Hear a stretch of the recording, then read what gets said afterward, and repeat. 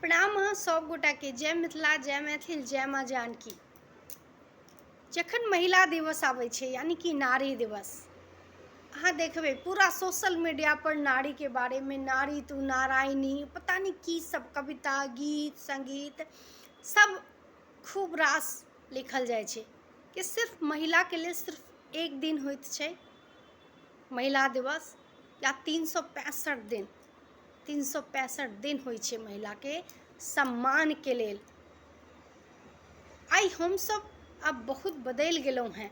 हमर सबके जमाना में 8वां 10वां पास करै छलखिन हैं लड़की सब, अब बियाह हो जाइ छलै ना। हम अपन अगर बात करूँ तो हम इंटर पास कलहुँ, हमर जस्ट शादी भऽ गेल।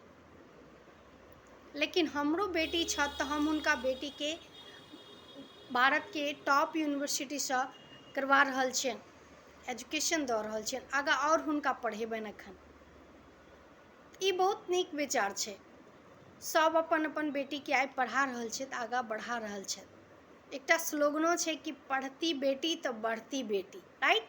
बहुत नीक बात छै।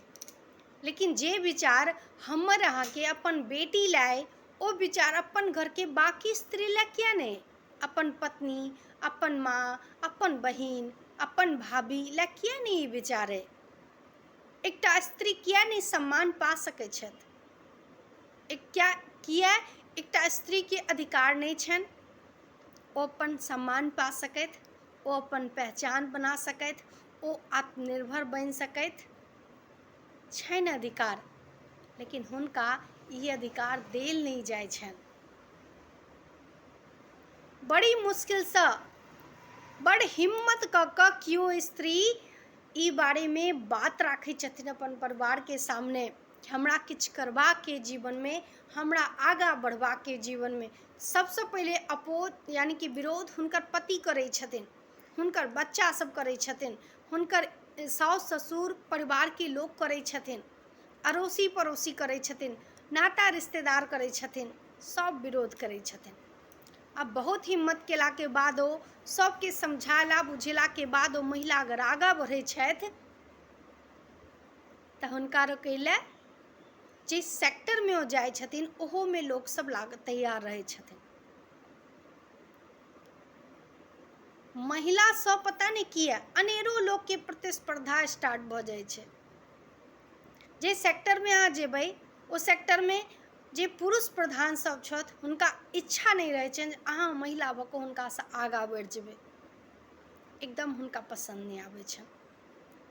ई सब मानसिकता या ई सब सोच कहिया बदलत अपन देश से? हम सब तो ओ देश में रहै छियै जेमे धरती के धरती माता कहै छियै, पूजा करै छी, गाय माता के पूजा करै छी। ओकर बाद की कहै छै, जानकी माँ आदर्श नारी हमर देश के, हुनकर हम सब पूजा करै छी। ओकर बावजूद भारत के भारत माँ कहै छियै हम सब। लेकिन ओई देश में माँ के सबसे ज्यादा अवहेलना होइ छनि। कहल जाइ छै जे खासकर हाउसवाइफ रहै छथिन, घरेलू स्त्री, हुनका कहल अहाँ करिते की छी? घर में बैसले तऽ रहै छी भरि दिन।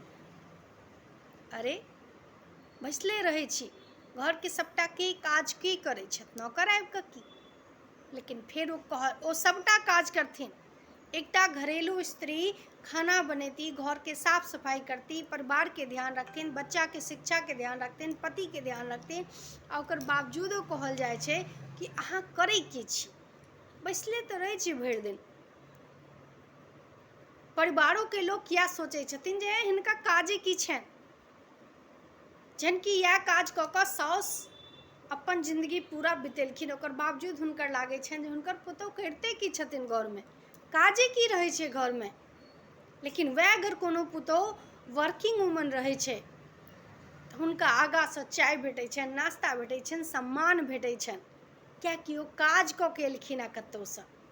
लेकिन हाँ, जे स्त्री घर में काज करै छथिन हुनका ओ सम्मान किया नहीं भेटै छनि? क्या हमरा अधिकार नहीं है ओ सम्मान पाबै के? क्या एकटा स्त्री के अधिकार नहीं छै अपन पहचान बनाबै के? क्या एकटा स्त्री के हक नहीं छै कि वो आत्मनिर्भर बने?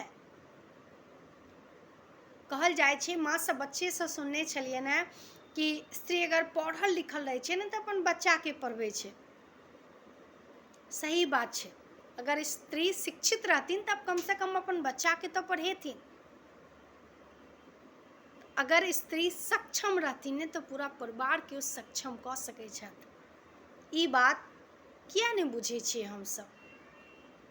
बुझबाक चाही। एकटा स्त्रियोके शौक होइ छै कि ओकर हुनकर पहचान होइन, हुनका मान सम्मान भेटनि। फूल मालासँ नहि सही, एकटा फूले दऽ कऽ सम्मान कऽ देल करियौ ने। बहुत एही बातसँ बहुत अनुग्रहित भऽ जाइ छथिन स्त्री। स्त्रीके सैलरी नहीं चाही घरमे काज करै लए। वएह काज लए अगर अहाँ काज वाली रखबै तऽ आइके डेटमे 20 से 25 हजार रुपया लागत कम से कम। खाना बनेनाइ, घरके झाड़ू पोछा डस्टिंग सबके ध्यान रखनाइ। ओ सोचियो सालों से अहाँके घरके कते रास पैसा बचा देली, लेकिन ओकर बावजूदो हुनका सम्मान नहीं भेटै छनि। किया? कियाकि ओ तऽ घरमे रहै छथिन, काजे की करै छै, हुनका काजे की रहै छनि। इस सोच के हमरा लगैया बदलबाक चाही। जते सम्मान पुरुषके भेटबाक चाही ने ओतबे सम्मान स्त्रियोके भेटबाक चाही। अगर हम अपन बेटीके सम्मान दै छियनि ने, बेटीके शिक्षित करै छियनि, बेटीके सशक्त बनबै छियनि, सक्षम बनबै छियनि, तऽ अपन पत्नीके, अपन माँके, अपन बहिनके, अपन भौजीके सेहो बारेमे विचार करू तऽ ज़्यादा बढ़िआँ देश बदलत। कियाकि एकटा स्त्रीके सम्मान देश और समाजके बात छोड़ू, अगर घरेके सब गोटा कऽ लेथिन ने, इएह ओकरा लेल बहुत पैघ बात होइ छै। बच्चेसँ देखलिए हमसब कि स्त्रीके कहियो ओ सम्मान नहीं भेटलनि जे एक्चुअलीमे भेटबाक चाही।